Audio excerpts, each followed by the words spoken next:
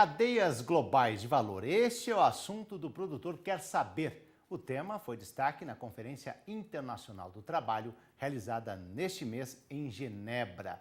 E Cristiano Zaranza, assessor jurídico da CNA, que está aqui com a gente, participou deste debate importante. Primeiramente, para nós situar o produtor rural, uma explicação sobre o que significa então, as cadeias globais de valor. Esse tema, quando é trabalhado no âmbito internacional, são políticas voltadas para o trabalho decente, onde basicamente se busca rastrear toda a cadeia produtiva para verificar a harmonia e a legalidade das relações de trabalho em todas as fases do processo produtivo. Essa é a mentalidade desse conceito. É uma questão mais social. Social e legal, porque o que se busca é exatamente verificar se no dia a dia da relação produtiva, seja na parte rural, na parte industrial ou até na relação comercial, que é a ponta desse processo, se estão sendo observadas todas as normas trabalhistas na confecção desse produto, né, na produção propriamente dita, até a ponta de comercialização. E você que participou amplamente dos debates, como é que foram esses debates? Esquentou muito? Sim, foram bastante acalorados, porque o que se busca hoje é maximizar essa proteção em relação ao trabalho, mas em certo momento esquece que as normas em cada país, as normas são diferentes, as situações são especiais, mas de um modo geral podemos afirmar que o bom senso prevaleceu.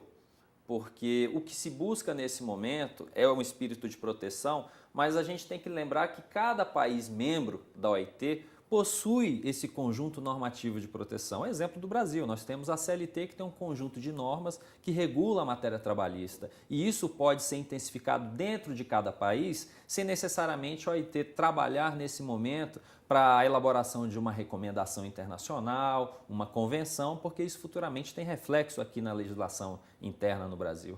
E qual é o papel da CNA na OIT? Na OIT é basicamente levar um pouco da realidade do produtor brasileiro para o cenário internacional, porque é um jogo de forças, a realidade é essa. Cada um tenta passar a sua realidade, o seu conjunto normativo, a sua necessidade de proteção normativa no aspecto do direito do trabalho, e a gente tenta exatamente colocar um pouco do cenário brasileiro, porque hoje não podemos esquecer que o Brasil é um dos países que tem a legislação trabalhista mais rígida do mundo. E isso tem um custo. Para você cumprir um determinado número de normas, ela representa um custo. E isso interfere o quê? No quantitativo de vendas, geração de empregos, na exportação, balança comercial. Né? Isso interessa ao Brasil hoje. Então, o papel da CNA é exatamente exercer a defesa do produtor rural brasileiro no cenário internacional.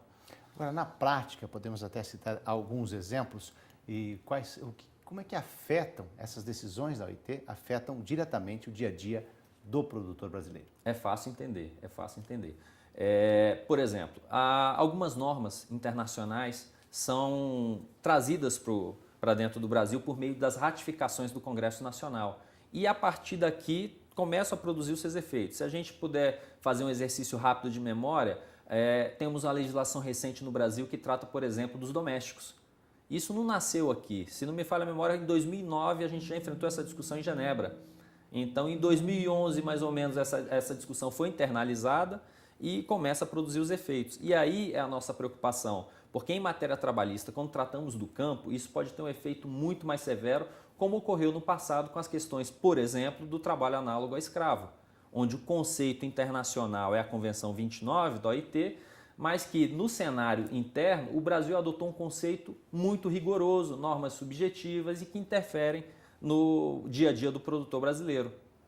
Agora, as decisões da OIT, elas impactam nesta relação apenas entre empregadores e trabalhadores, apenas nos países membros da OIT?